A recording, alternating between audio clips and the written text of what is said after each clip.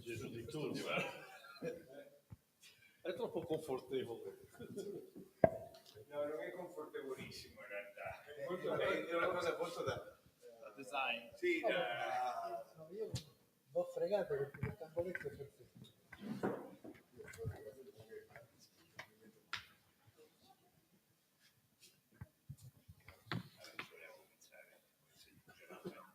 Possiamo andare?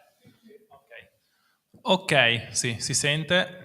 Buonasera a tutti, buonasera ai partecipanti qui presenti alla libreria Italipost, buonasera anche alle persone che si stanno collegando sui canali digitali. Siamo qui stasera alla libreria Italipost per un'altra serata del ciclo I mercoledì dell'innovazione, quindi questi mercoledì in cui affrontiamo tematiche legate all'innovazione, che stasera ha l'obiettivo fondamentale di presentare il libro Dalla caverna alla casa ecologica, storia del comfort e dell'energia. Per prima cosa do il benvenuto ai partecipanti, professor Federico Butera, sociologo e autore del libro. Buonasera.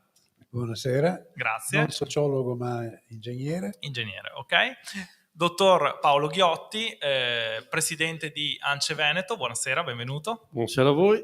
E l'ingegnere Gianluca Vigne, che è appunto ingegnere amministratore delegato di Area Tecnica, una società che si occupa di progettazione e ingegneria. Ci sono anch'io, mi chiamo Gaspare Civiero, sono il fondatore di Delivera, una società di consulenza che si rivolge alle aziende. Torniamo quindi al libro Dalla caverna alla casa ecologica, professore, in cui si riassume un po' il percorso dell'evoluzione dell'abitare dell'essere umano, dalle origini a oggi. Io vorrei partire chiedendole un po' di riassumerci questo percorso, per sommi capi chiaramente. Sì, certo, sono 6-7 mila anni, è un po' duro farlo in breve. Comunque diciamo che c'è un lungo periodo in cui le cose sono più o meno le stesse, superata la fase della caverna, che insomma si stava proprio male, no? Una volta che si è cominciato a costruire, una caratteristica fondamentale era quella che non è che ci fossero tante di quelle tecnologie per cambiare le condizioni climatiche all'interno. E quindi quello che si faceva era vestirsi pesante d'inverno, leggero d'estate, ma costruire però sfruttando le condizioni ambientali il meglio possibile. Per cui lì dove ce lo si poteva permettere e si poteva fare, si cercava di fare le superfici esposte a sud un po' più grandi o altro, in modo da migliorare le cose. Ma sostanzialmente non si stava granché bene, ecco, diciamolo pure. E non dimentichiamo anche che il fuoco dentro casa o il camino, che è una evoluzione del fuoco stesso, non nasceva tanto per riscaldarsi, perché si pensava proprio, si vestiva dentro e fuori più o meno uguale, salvo magari qualcosa per coprirsi dalla pioggia, perché serviva per cucinare. Era potremmo dire, un prodotto di scarto il riscaldarsi, tranne che certo momento del Medioevo, nelle zone più fredde, nel centro-nord Europa, diventò effettivamente anche un elemento. Allora, cosa prima da dire è che tutto avveniva all'interno comunque di una piena consapevolezza del limite. Non potevo comunque usare più legna per cucinare e per scaldarmi di quanto il bosco accanto non fosse in grado di rigenerare. Cioè, quindi un principio che noi poi abbiamo abbandonato era invece il principio che faceva, di cui tutti quanti, ma anche il barone, il principe, il re, seguiva questo principio. Questa è la prima cosa. L'altra è quella che si doveva avere in casa o la luce o un minimo di tepore del chiuso, perché il vetro alla finestra non c'era. Noi ci pensiamo poco a questa roba, no? Ma fino al 1300 più o meno non c'era, e lì cominciò poi nel 400 nelle case più ricche, nelle città più ricche, no? Ecco, il vetro alla finestra è stata la rivoluzione tecnologica fondamentale che ha trasformato anche il modo di vivere la casa, perché ognuno si riservava i suoi spazi. Nasce la stufa, fra l'altro, che prima non poteva esserci perché riscalda l'aria. e riscaldare l'aria non aveva senso, perché poi bisognava aprire e non si riusciva a stare chiuso, oppure c'era troppo fumo. Insomma, è stata una rivoluzione sostanziale. Facciamo un salto in avanti ancora più veloce cosa c'è stato poi nella casa che ha fatto cambiare le cose? La stufa già era sempre vincolata alla legna, poi appena si scopre il carbone non più, posso scaldarmi quanto voglio. Poi si passa al termosifone, cioè si scopre che si può riscaldare, bruciare da una parte e avere il calore dall'altra. Prima era coincidente la cosa. Beh, questo è un bel cambiamento, che il fumo, le schifezze stanno fuori, io ho soltanto la cosa che ci vuole. Però a quel punto, chiaro che cambia tutto, cambia anche il fatto che io posso avere tutta la casa tutta riscaldata. Prima no, prima era il singolo ambiente in cui stavo, poi la camera da letto era gelata, adesso invece non più così. Andiamo ancora avanti e, superata questa faccenda di comfort, attenzione, si parte sempre pochissimi privilegiati e poi piano piano chi se lo può permettere, e poi c'è la fase in cui entra il robot in casa con tutti gli elettrodomestici, preannunciato dal nostro grande cambiamento che viene dall'energia elettrica, che è la luce, l'illuminazione elettrica. Migliaia di anni bruciando sempre un vegetale o un animale, che questo era, brevissimo periodo, dal 1850 in poi si comincia a bruciare il petrolio, ma è stato un breve periodo, perché poi già alla fine del secolo è arrivata l'energia elettrica con Edison e così via, e quindi abbiamo illuminazione, abbiamo l'elettrodomestico, la biancheria, la lavastoviglie, molto più tardi, tutti brevetti dell'Ottocento, attenzione, ma che si materializzano solo grazie all'energia elettrica e a un motorino di Tesla che si inventa un motore elettrico a basso costo e piccolino. E quindi abbiamo l'aspirapolvere, tutto quello che c'è in casa, il frigorifero che a un certo punto viene, l'aria condizionata che nasce, che si sviluppa prima nei cinema americani, non tanto per far star bene, ma per far star male tanto il freddo. La pubblicità era: entrate e sarete gelati. Immaginate nel Texas questo, oppure nella Louisiana in piena estate, gente a frotte che andava lì, del film non gliene fregava proprio niente, ma stavano solo per godersela. Insomma, mi fermo qui in questa prima fase, perché poi siamo quasi ai nostri giorni, non metto dentro tutta l'elettronica. Sì, effettivamente poi ad un certo punto l'esigenza di comfort che nasce si trova a doversi coniugare con l'esigenza di sostenibilità e risparmio energetico. Quindi si arriva, faccio anch'io un salto veloce in avanti, alla casa ecologica, quindi all'esigenza moderna di avere una casa che da un lato garantisca il comfort, ma dall'altro sia anche ecologica. Ecco, a che punto siamo da questo punto di vista nell'evoluzione dell'abitazione? Ma diciamo che è una situazione un po' difficile, perché si è venuta a creare una dicotomia assoluta tra il linguaggio architettonico, tra il valore estetico e non soltanto, in parte anche funzionale, che si è imposto negli ultimi 60-70 anni, che è assolutamente in contrasto con quello che invece dovrebbe essere il modo di progettare. Mi spiego.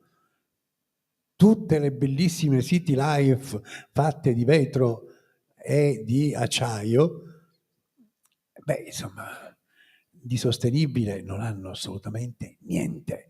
Riescono a superare le barriere della direttiva europea sull'efficienza energetica degli edifici solo grazie al fatto che abbiamo una schifezza di metodologia di calcolo del tutto inadeguata, che sembra fatta apposta per poter eludere il principio stesso. Quindi diciamo che l'unica cosa che sta avvenendo adesso verso una migliore condizione è che, escluse queste queste grandi forme di autoesaltazione che è della edilizia non residenziale in generale, anche alcuni casi di residenziale ci sono, ma lasciamo perdere. In generale c'è il vincolo comunque che insomma io devo isolare e quindi devo mettere il doppio vetro basso emissivo perché questo me lo impone la regola, quindi sicuramente c'è stato un grande miglioramento, una riduzione sostanziale di quelli che sono i consumi. Da qui alla casa ecologica ne corre. Faccio questa stessa domanda anche ai nostri ospiti. Dottor Vigna, lei cosa ne pensa dal suo osservatorio sull'evoluzione della casa e in ottica sia chiaramente di garanzia del comfort che di ecologia e sostenibilità?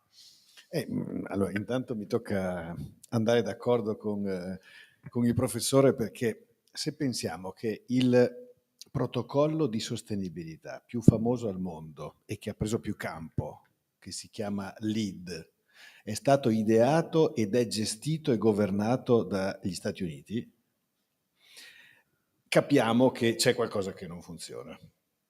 Poi potremmo, forse questa non è la serata in cui possiamo entrare nel merito. Io ho avuto la fortuna, perché l'amico Filiberto mi aveva invitato alla presentazione di un libro con Gianni Silvestrini, che è stato membro e presidente del Green Building Council Italia per tanti anni, quindi lui è stato portatore anche di questa cultura, che è una buona cultura per certi aspetti, però non dimentichiamo chi la governa e chi l'ha portata, che di ecologico c'ha proprio poco, no? E allora ci sono queste contraddizioni che giustamente diceva, cioè oggi parlare di un edificio ecologico vuol dire parlare di una cosa diversa da quella che siamo abituati a vedere.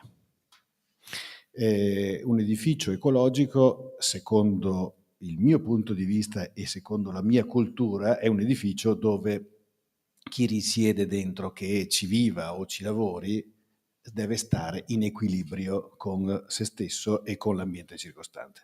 Cosa che negli edifici che invece andiamo a costruire tutti i giorni, e io progetto tutti i giorni, non è così. Perché? Perché prevalgono altre situazioni. Prevale l'esigenza di grandi luminosità e quindi grandi superfici vetrate che sono difficilissime da gestire, seppure ci mettiamo tanta selettività, tanti diciamo, elementi che aiutano a gestire meglio l'apporto solare, però è un qualcosa che facciamo fatica a governare, no? Proviamo a pensare alla nostra automobile. La lasciamo sotto il sole 2 ore, quando saliamo è assolutamente impossibile da governare. Però abbiamo un impianto di condizionamento forte che ci consente di renderla, diciamo, accettabile. Ma la radiazione che il nostro cruscotto scuro continua a darci al volto ci dà fastidio e ci vuole molto tempo perché questa passi. Perché? Perché si deve abbassare semplicemente la temperatura, no? Ecco, immaginiamo la radiazione fredda, per esempio, che possono avere queste superfici vetrate e cosa percepiamo, o alla radiazione calda, che per certi aspetti è più facile da gestire, la radiazione fredda dà proprio fastidio, e quindi queste case, questi edifici non sono piacevoli. Quindi sulla parte, proprio quando parliamo di casa ecologica, è una casa che deve tornare ad avere degli elementi in cui esistono delle masse che sanno assorbire la temperatura, mitigarla e calmierare gli sbalzi di temperatura verso l'esterno, che consentono di avere una ventilazione naturale dove io devo essere il più possibile in equilibrio con l'esterno, perché poi alla fine non è che mi richiudo in casa e vivo solo lì, e quindi ho bisogno di avere delle transizioni interno-esterno il più possibile equilibrate. Poi ci sono gli impianti che sono una cosa straordinaria e noi il nostro mestiere li progettiamo, con quello noi correggiamo tutto, riusciamo a far funzionare tutto, però nel momento in cui questi o non funzionano bene o hanno un problema o la scheda elettronica salta, e sotto Covid abbiamo visto che ci è voluto anche qualche mese per avere le schede elettroniche, ecco, abbiamo visto impianti completamente fermi. Allora, secondo me questo non è proprio un qualcosa che per l'Italia fa onore. Noi avremmo dovuto e dovremmo, se mai ci riusciremo, ad avere quella forza di imporre veramente la qualità dell'abitare, perché noi storicamente questo lo sapevamo ben costruire, realizzare e dovevamo portarlo. Invece abbiamo importato un modo di vivere che non è nostro proprio, che ormai però nella globalizzazione è diventato un elemento Standard. imprescindibile. Sì. Dottor Ghiotti, anche a lei la stessa domanda. La casa ecologica al giorno d'oggi, qual è il suo punto di vista? Beh, io non posso che associarmi a quello che hanno detto l'ingegnere e i due ingegneri, che condivido in maniera assoluta. Vorrei però fare un passettino indietro, proprio per dare una sorta di palpabilità a cosa vuol dire il concetto che forse, come diceva l'ingegnere, abbiamo costruito troppo, forse anche male. Allora, dobbiamo capire che noi abbiamo il 74% dei nostri edifici sono edifici in classe, nelle ultime 3 classi, classe E, F, G. Per dare questo dato, il 74% vuol dire che il nostro Veneto, che ha 1.240.000 edifici circa, 760.000 sono nelle ultime 3 classi. Vuol dire che consumano 220 kWh al giorno nel posto di un 10 di una classe A. Tanta roba. L'Italia si parallela 12 milioni e mezzo di edifici con 9 da efficientare, in un concetto dove l'Unione Europea ci sta dicendo che nel 2030 dovremmo essere in classe E, cosa che sarà matematicamente impossibile per 2 condizioni fondamentalmente di carattere prettamente italiano. Uno, che l'Italia è fatta anche di borghi, sarebbe difficile poter efficientare con dei cappotti il patrimonio immobiliare di Venezia. E secondo, anche perché l'Italia è per un 80% proprietaria di questi fabbricati, cosa che non è negli altri paesi dove grosse agenzie immobiliari, grosse società sono proprietarie e quindi hanno politiche di investimento completamente diverse. E poi non ce la potremo fare perché iniziando da oggi vorrebbe dire essere in grado di performare 300 edifici al giorno. Sicuramente non ne abbiamo la capacità.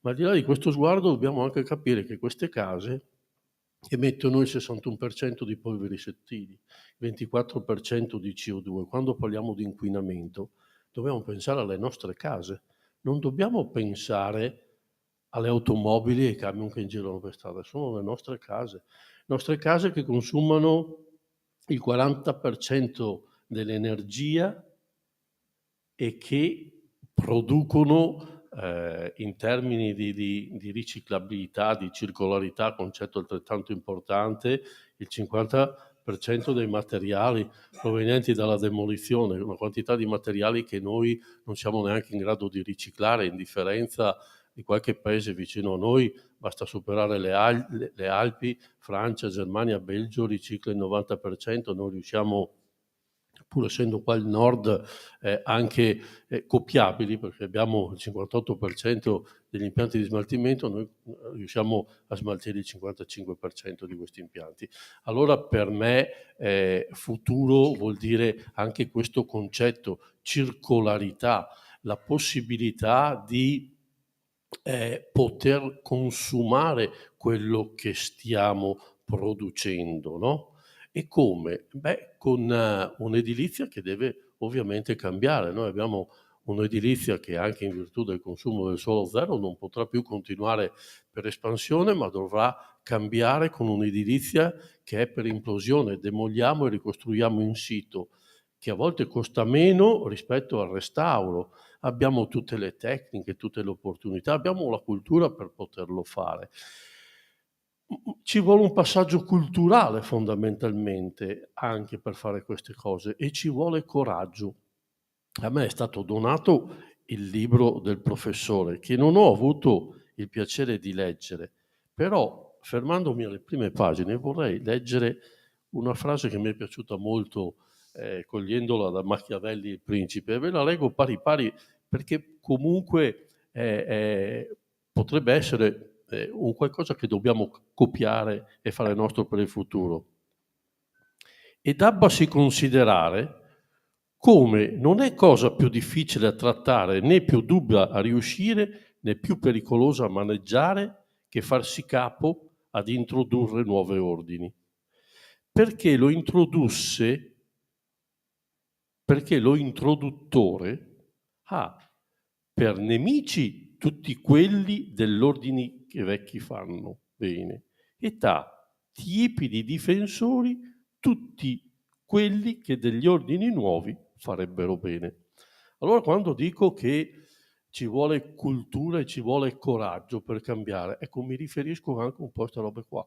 Coraggio vuol dire cambiare tutto quello che fino a 10 anni fa poteva essere interessante, positivo, che poteva andare bene, oggi non va più bene. Noi dobbiamo cambiare il nostro modo di costruire, un modo che deve essere sicuramente più sartoriale, perché se passiamo al consumo del suolo zero non possiamo più costruire per espansione, come dicevo prima, e quindi anche una maggiore attenzione al costruire.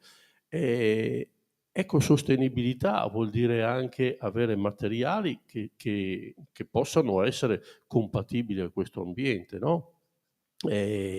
Parliamo di energie che non possiamo, 2035 stop delle energie provenienti dalla terra. Domani, tanto per fare una parentesi, si trovano in regione un gruppo di ingegneri che stanno studiando qual è il metodo per poter ancora aspirare il gas dal nostro Polesine, perché si dice che il nostro Polesine abbia una capacità estremamente grande di gas, è vero, abbiamo un bacino di 50 miliardi di metri cubi di gas. Se non fosse, ahimè, nel non capire che l'Italia ne consuma 70 di miliardi di gas all'anno, allora cosa caviamo da questo Polesine che sta abbassandosi ancora di 1,5 centimetri all'anno? Allora ecosostenibilità vuol dire energie alternative, ecco che allora vuol dire eolico, vuol dire geotermico, vuol dire solare, no? Ecco, questo per me è un passaggio che dovremmo, con coscienza, la filiera delle costruzioni, partendo dai progettisti, da noi costruttori, che vorremmo anche essere esempio, no? Di un bel costruire, perché tutto sommato non dobbiamo mai dimenticare che stiamo costruendo per noi, per i nostri figli, e se non fosse per loro, no? Vogliamoci pur bene sia a questo pianeta sia ai nostri figli. Certo. Torno dal professore. L'evoluzione ulteriore che si fa poi nel libro è il passaggio dalla casa sostenibile al concetto invece di città addirittura sostenibile.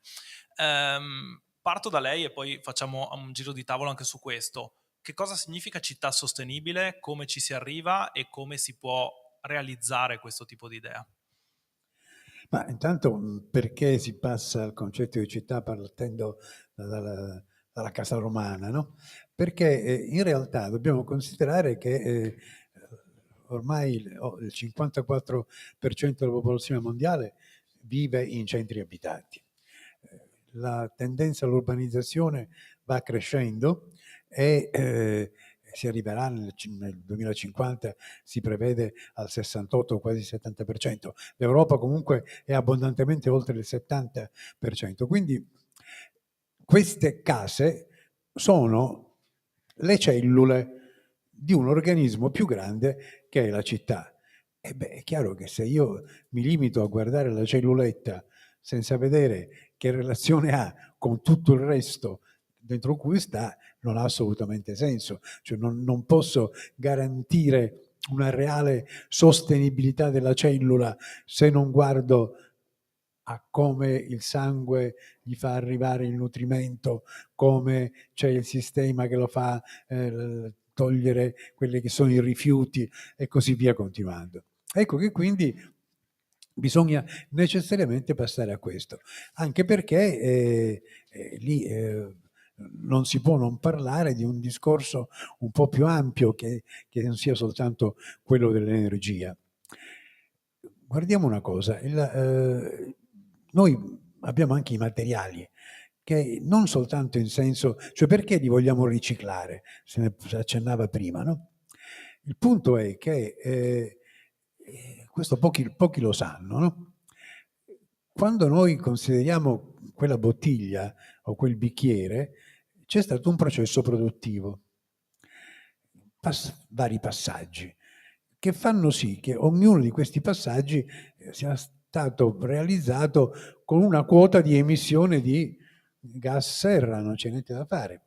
Allora, alla fine di tutto questo processo, quel bicchiere avrà causato mezzo chilo di gas serra tirato fuori. Questa si chiama sono le emissioni incorporate nei materiali. Sapete che c'è?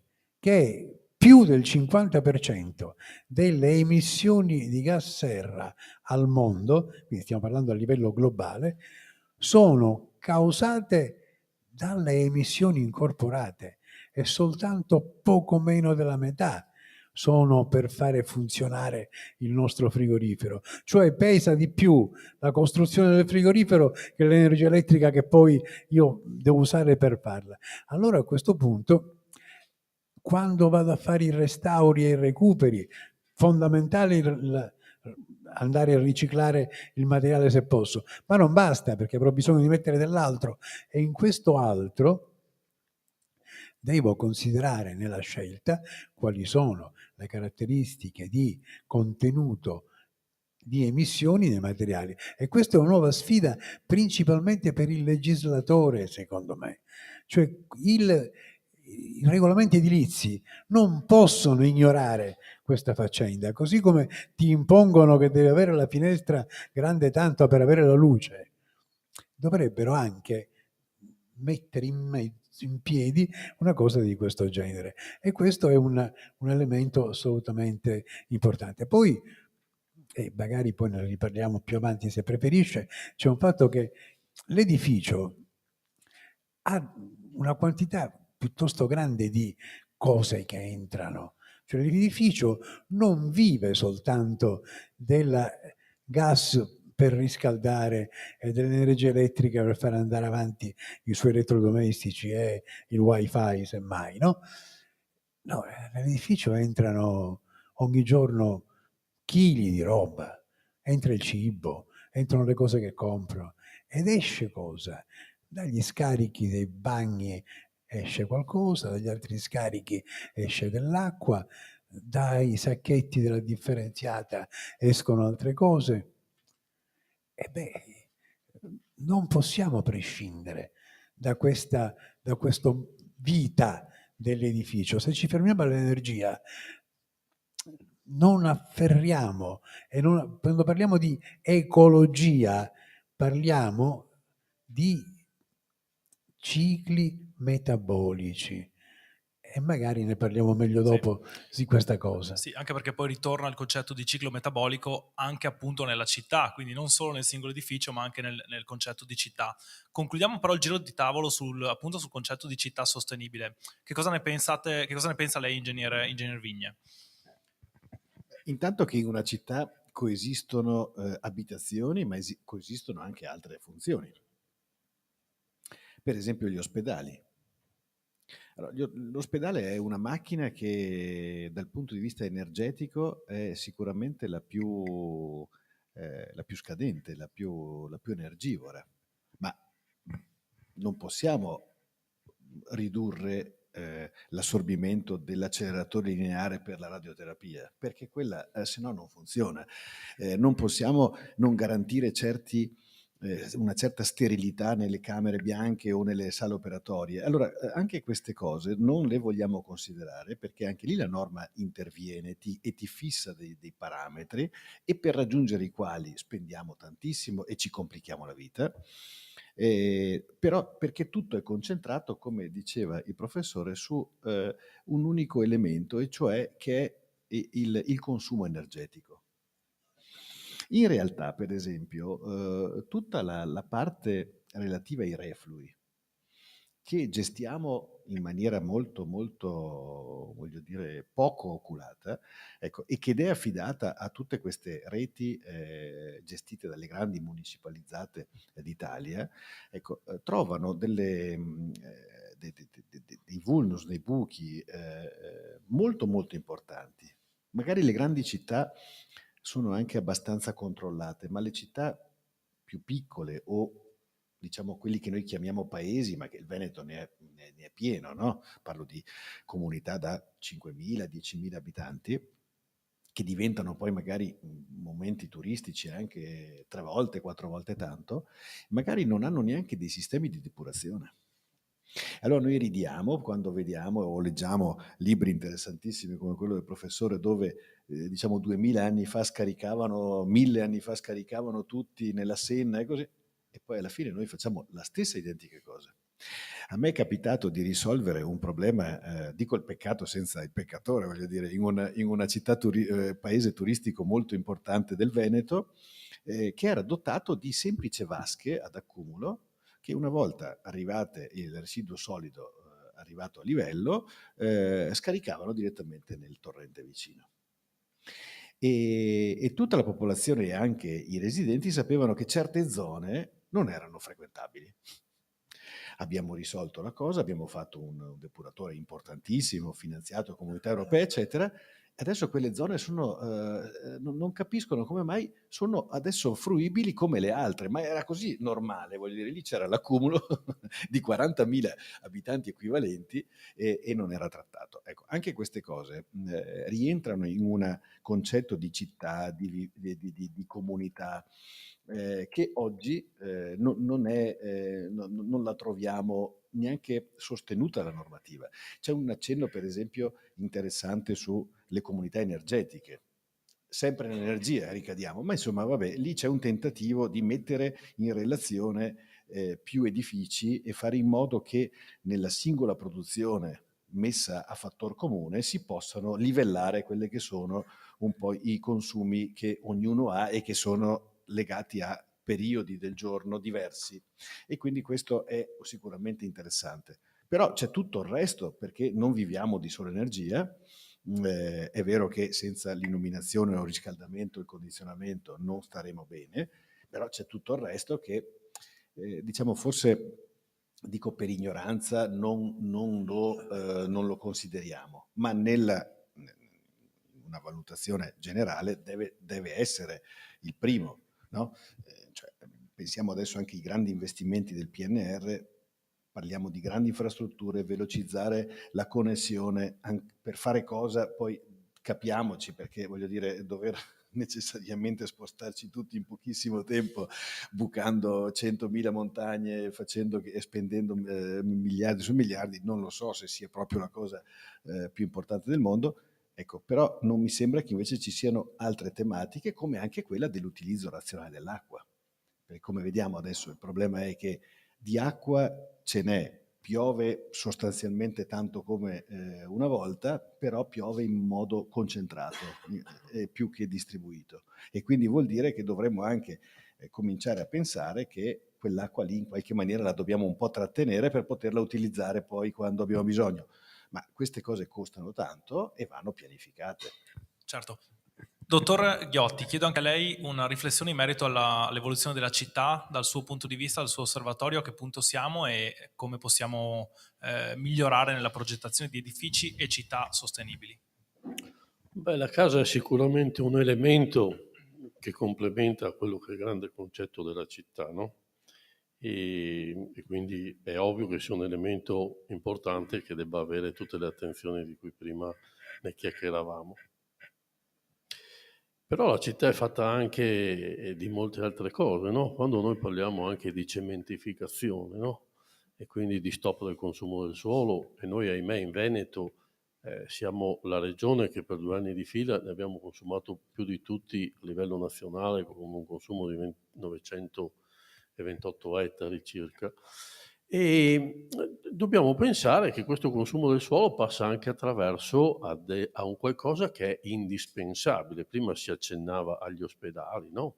Cioè ci sono delle situazioni in cui siamo obbligati e quasi non proprio passivi nell'accettazione, ma sono cose che servono per un miglior vivere, come si suol dire. Esempio, non è la villetta che costruiamo sulla terra che consuma suolo, ma ahimè, per il 58% di questo suolo da noi è consumato per fare aeroporti e ci vogliono. Il professore è venuto da Palermo in aereo, se non c'era probabilmente era in viaggio da 3 giorni e quindi anche questo, tra virgolette, benessere seppur sapendo che il carburante che è stato consumato per questo aereo, no? Quanto ha inquinato nel suolo, ma è fatto di discariche. E dove mettiamo questo materiale? È fatto di ferrovie, è fatto di autostrade, è fatto di ospedali, è fatto di case di cura. Quindi c'è un insieme di cose che devono essere complementate, attenzionate, che sono fondamentali. Questo deve essere sicuramente fatto in maniera estremamente attenta, puntuale, e deve essere fatto con competenza, ciascuno per il proprio ruolo nel proprio posto. Oserei dire anche con quel po' di amore che è forse indispensabile per farle anche bene queste cose, e che deve essere quindi un po' distaccato da quello che è un concetto anche di economia fine a se stessa. Non dobbiamo più continuare a macinare soluzioni. Ecco perché è importante che la politica e la filiera del costruire sia in comunione, perché assieme dobbiamo dare delle soluzioni alternative che non possono essere più posticipate. Non possiamo lasciare ai nostri figli le soluzioni di questi problemi, perché veramente diventano insopportabili e non più prorogabili. E quindi sì, voglio dire che dovrebbe essere un passaggio che dovrebbe appassionarci, emozionarci tutti in prima persona, perché le soluzioni ad un vivere migliore passano anche attraverso il rispetto del pianeta, che è anche il rispetto di quello che è un consumo dell'acqua, che per il momento noi non vediamo ancora così importante, ma è sicuramente un elemento che non sarà eterno. Io racconto sempre che quando seguivo una squadra di calcio dicevo a tutti i ragazzini che si stavano facendo la doccia che sarebbe utile chiudere l'acqua mentre si insaponano, per due motivi fondamentalmente. Uno, perché se scorre l'acqua non ti insaponi bene, ma due, perché finché ti insaponi l'acqua scorre, se in 10 vanno via 10 litri d'acqua, facciamo la doccia in 10 2 volte al giorno, tutti i giorni della settimana, consumiamo 200 litri d'acqua. No? I miei bambini hanno imparato, i miei figli, che quando ci si lava i denti si chiude il rubinetto d'acqua. Anche questo è ecologia, anche questo è passaggio, anche questo è ricerca di trovare delle soluzioni che possano permetterci di vivere un futuro migliore. Certo, professore, quindi economia circolare di un ecosistema che ha il suo metabolismo, una città che quindi ha un metabolismo energetico ma anche non energetico. Ecco, come dovrebbe funzionare questo organismo per funzionare al meglio? Dovrebbe semplicemente mimare il modo di funzionare degli ecosistemi che hanno dimostrato, tutto sommato, di funzionare bene. Se funzionano da 3 miliardi e mezzo di anni, una ragione ci sarà, no? Allora, la prima cosa, tanto che vorrei sottolineare, sentendo la parola cemento, un dato che è impressionante è questo.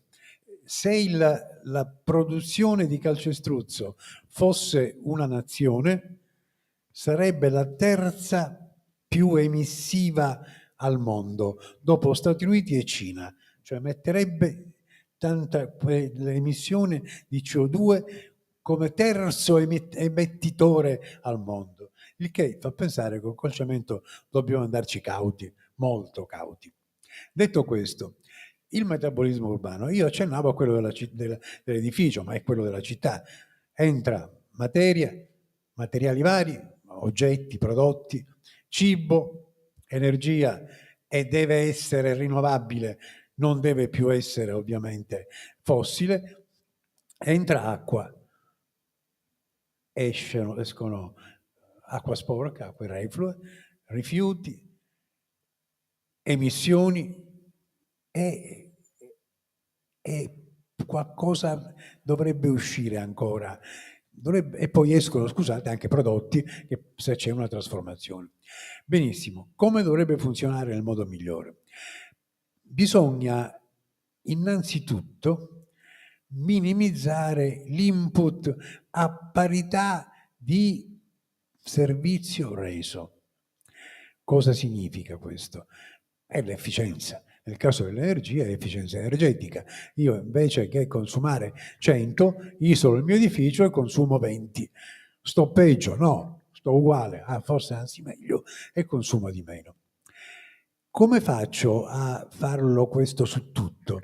E lì interviene il principio dell'economia circolare, che non è, attenzione, quello che solitamente passa attraverso i media perché i giornalisti sanno poco. Non è il riciclo, anzi, sapete che c'è?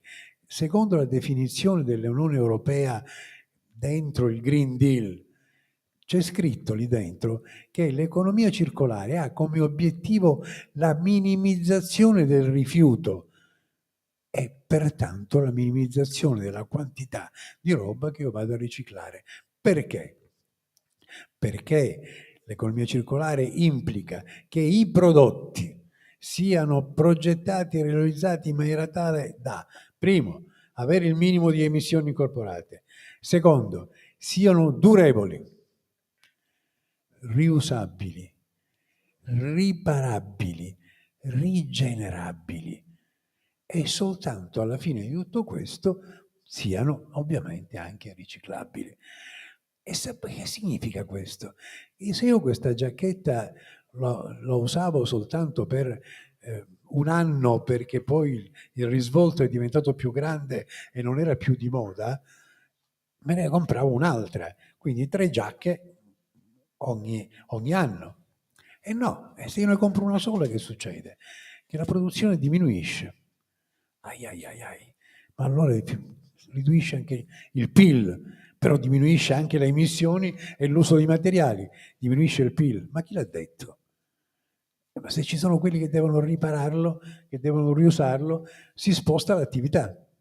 Allora capite che è un cambiamento totale per cui nella città chi la gestisce, e soprattutto con leggi nazionali, non bastano i comportamenti virtuosi e sobri del cittadino, ci devono essere i luoghi in cui io posso andare a far riparare la cosa. In Francia ci sono già.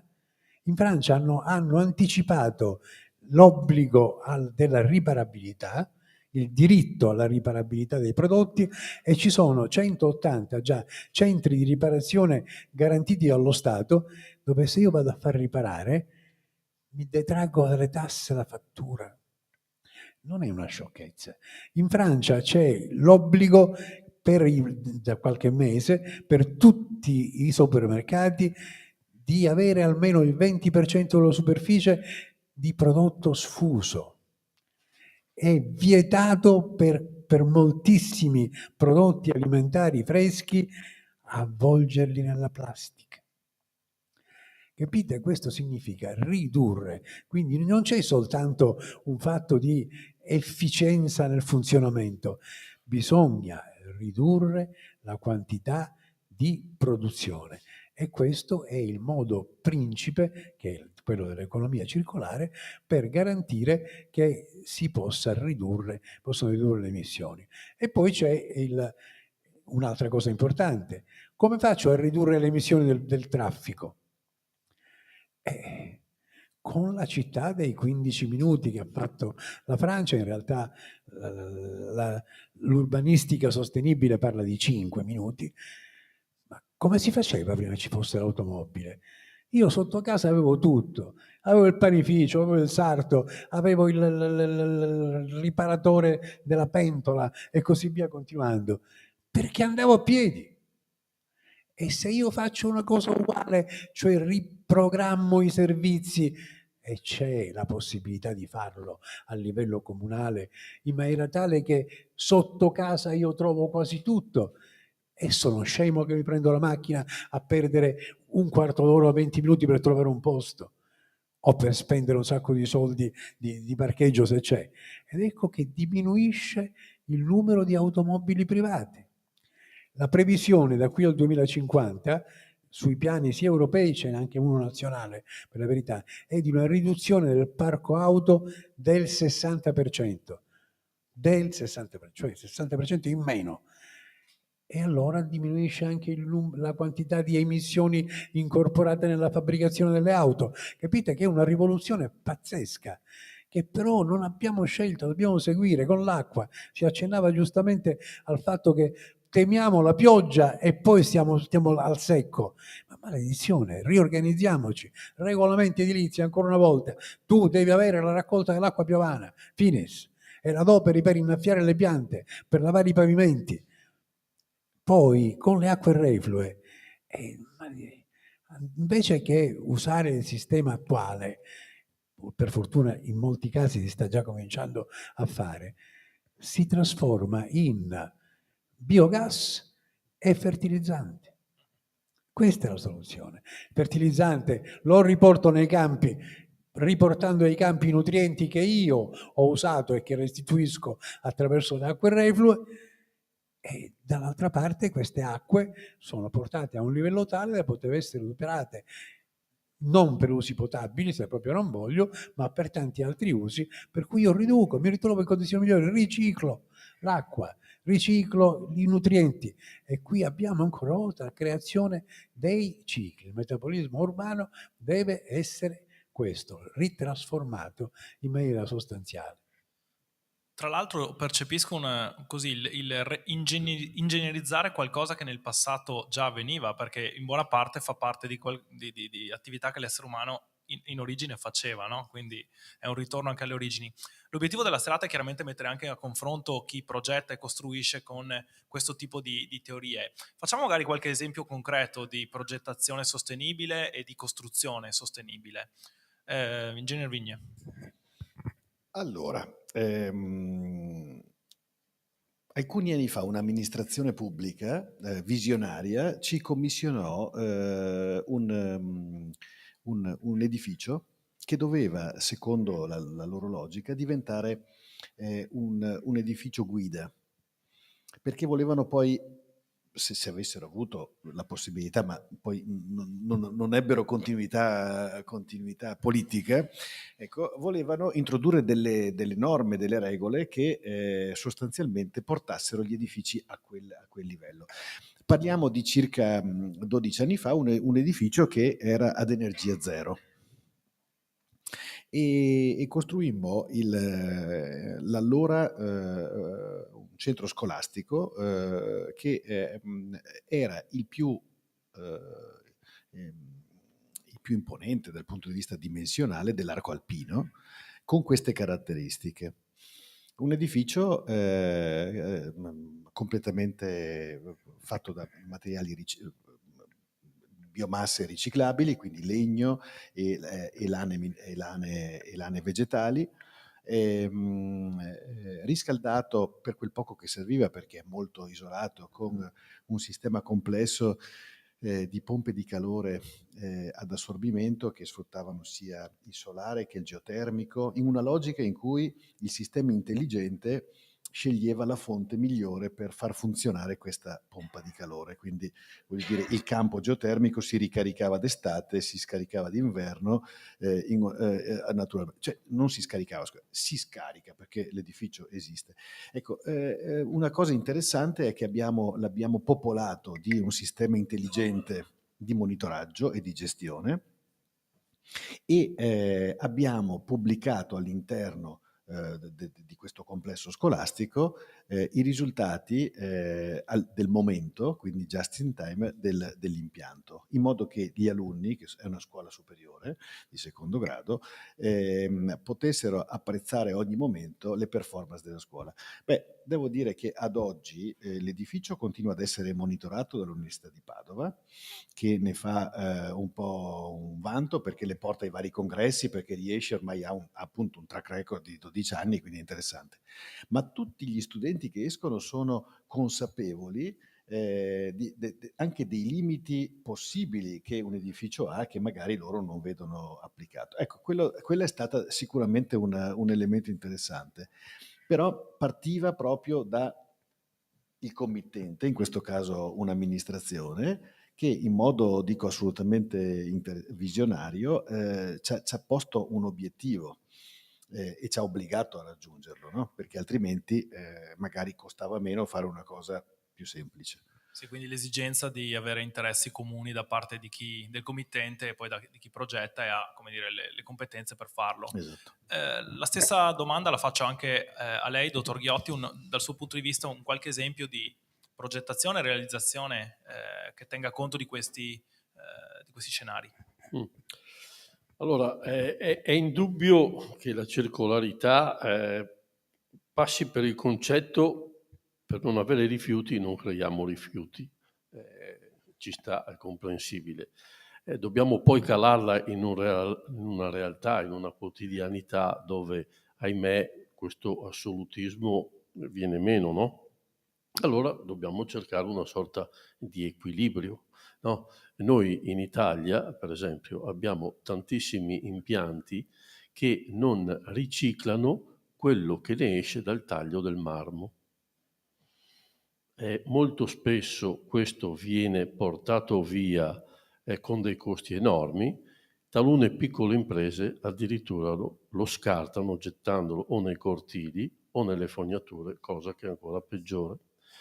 Basterebbe fare qualche centinaio di chilometri e vedere che non esiste all'estero una fabbrica dove il taglio del marmo non sia abbinata con il recupero di quella che loro chiamano marmettola, che altro poi non è un cemento tutto sommato che viene usato per fare quelle che noi chiamiamo comunemente le betonelle. Ecco un buon esempio, perché ok, non creiamo rifiuti, ma ci sono delle situazioni in cui dove i rifiuti, ahimè, se ne creano. Allora, anche nel costruire le nostre case, pensiamo ad esempio ad un concetto che non abbiamo mai intrapreso, che la casa nasce, però ha un ciclo di vita e dovrà essere demolita.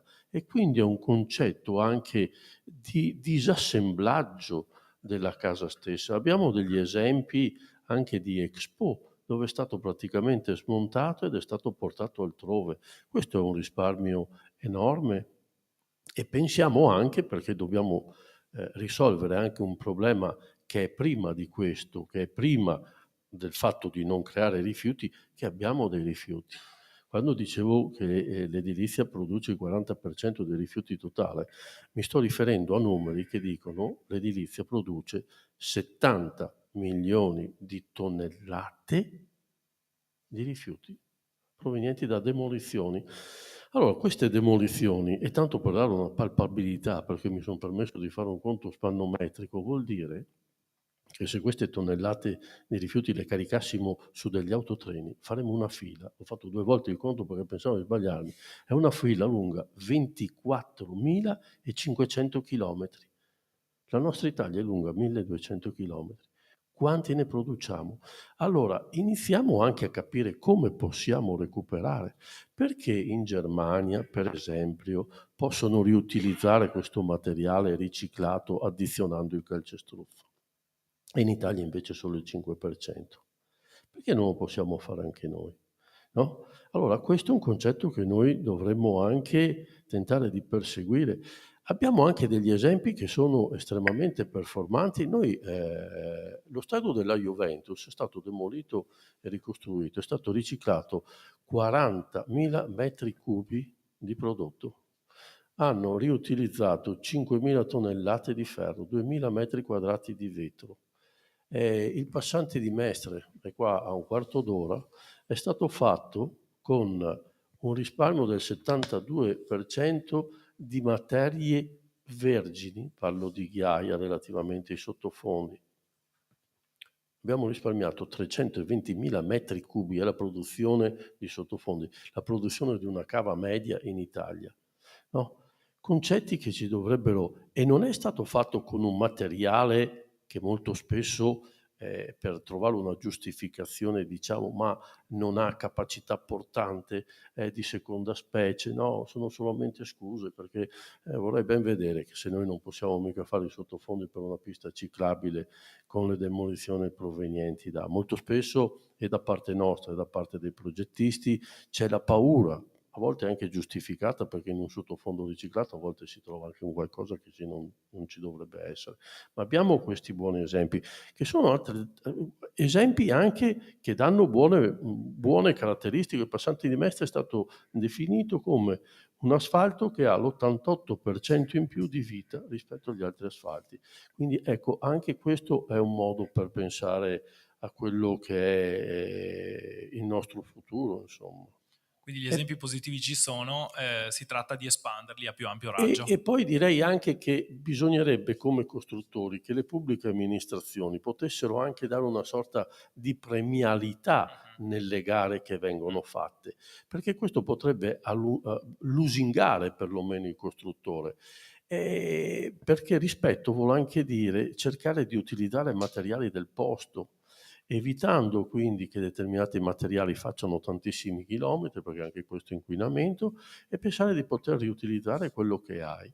Ecco, se ci fossero incentivi che possono passare nella costruzione di un privato attraverso un aumento volumetrico nel costruire, o che possono pensare nella gara pubblica per 5 punti in più se usi dei materiali che non sono inquinanti, beh, questo potrebbe aiutarci. Certo, a pochi minuti dalla conclusione facciamo un giro di tavolo tra i partecipanti in libreria. Se ci sono domande da parte di qualcuno, abbiamo un microfono a disposizione.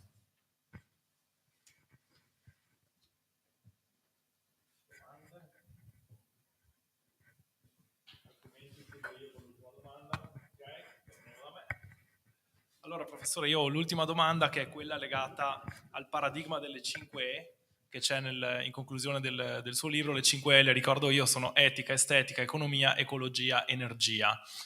Ce lo spiega un po' meglio?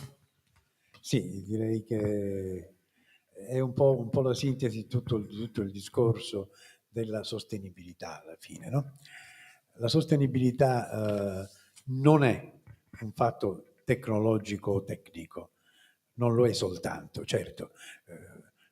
Se sostituisco al camino la pompa di calore è meglio, insomma, mi viene meglio, no?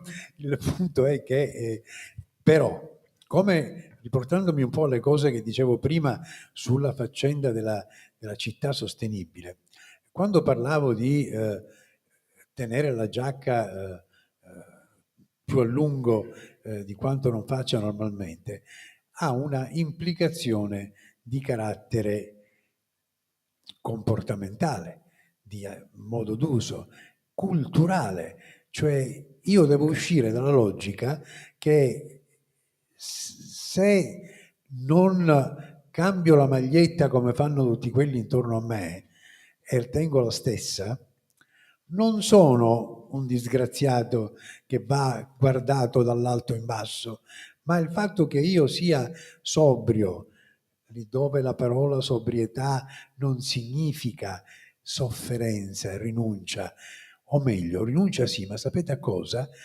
Al fatto di essere preso in giro da qualcuno che cerca di vendermi qualcosa che non mi serve e mi convince che invece mi serve attraverso la pubblicità, perché poi questa è la verità. Allora, questo concetto che è antichissimo, di sobrietà, di temperanza, che stava dentro, ne parlava Platone, la temperanza è una delle virtù cardinali, stava nel Tempio di Apollo, scritto chiaramente da qualche parte. Bene, questo è un valore che fa parte dell'etica in qualche modo, cioè sono modelli culturali ampi in cui non è giusto appropriarsi di qualcosa che è di altri. Quando noi abusiamo nell'uso dei materiali, quando noi sputiamo emissioni climalteranti in atmosfera, stiamo sottraendo qualità della vita a alcuni miliardi di persone che, poverette, non hanno fatto niente, che stanno subendo terribili conseguenze del cambiamento climatico e della perdita di biodiversità, perché lì si innescano guerre, si innesca migrazione, ce le ritroviamo qua, poi oddio, ci sono i migranti. E allora questo è un fatto etico. Allora non illudiamoci, il cambiamento, il passaggio dall'attuale modello di sviluppo a uno modello di sviluppo che ha come obiettivo un modello sostenibile per tutti, comporta una trasformazione culturale globale, fondamentale. Ed ecco che entra l'etica, entra l'estetica, Ma me lo spiegate perché il grattacielo di vetro è più bello di uno invece che è fatto di un altro materiale? Che ormai questa è la storia. Trovate un solo grande edificio firmato da Renzo Piano, questo o quell'altro, che non sia di vetro, salvo rare eccezioni. Perché?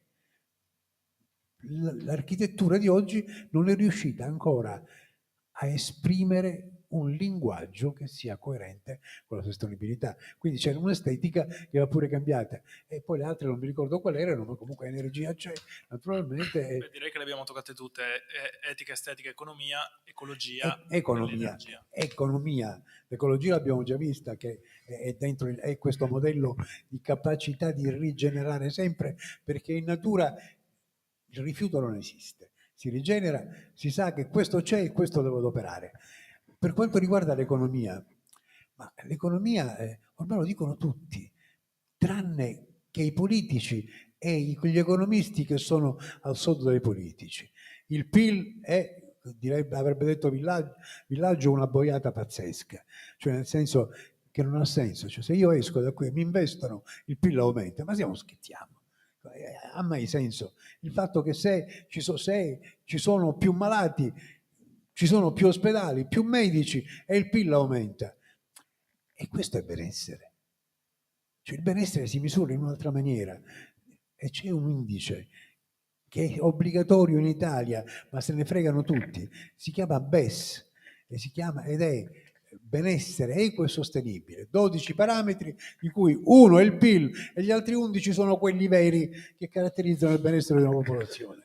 Questo è il punto. È un fatto. Quindi attenzione, economia bisogna cambiare. Soltanto una battuta e poi chiudiamo. L'economia di oggi è centrata su una cosa che non è mai esistita nella storia dell'uomo, cioè con l'avidità portata a valore positivo. In passato gli avidi c'erano, ma almeno c'era il fatto che la gente li considerava l'avidità come una cosa disdicevole. Oggi no, l'avido c'è, l'accumulatore di ricchezza, ma è pure bravo e tutti cercano di fare la stessa cosa. Non funziona. Leggere Aristotele, politica. Ci sono alcune 3 paginette che spiegano la differenza fra l'economia buona e l'economia cattiva. Noi siamo nell'economia cattiva. Bene, ringrazio nuovamente tutti i partecipanti. Un ultimo intervento da parte... Sì, perché mi piace sottolineare quello che ha detto l'ingegnere. Io credo che sia veramente una questione e sia un passaggio culturale, lo credo veramente. Credo che oltretutto si stia vivendo anche un cambiamento d'epoca e non un'epoca di cambiamenti. Stiamo veramente cambiando una grande pagina e quindi vorrei tanto che non fosse l'articolo 9 della nostra Costituzione, il quale ci dice che dobbiamo essere attenzionati al nostro paesaggio, alle nostre case. Non vorrei che fossero le norme, come non vorrei che fosse l'economia a dettare quello che è il nostro ben fare, che come costruttori insomma dovremmo anche essere d'esempio, ma fosse un sentimento che io ritengo ben più nobile e importante, che è l'amore per quello che facciamo, e lo dobbiamo fare bene, perché è il famoso ethos di cui l'ingegnere parlava prima che salverà il nostro paese, cioè la capacità di scegliere il bello dal non bello, il giusto dal non giusto. Ecco, quindi ciascuno, come diceva Sant'Agostino, non imprechiamo, ma cerchiamo di fare ciascuno il nostro dovere al proprio posto. Se ci arriviamo abbiamo già fatto un passo in avanti. Grazie. Grazie ancora ai partecipanti, grazie a tutti, alla prossima serata di mercoledì dell'economia.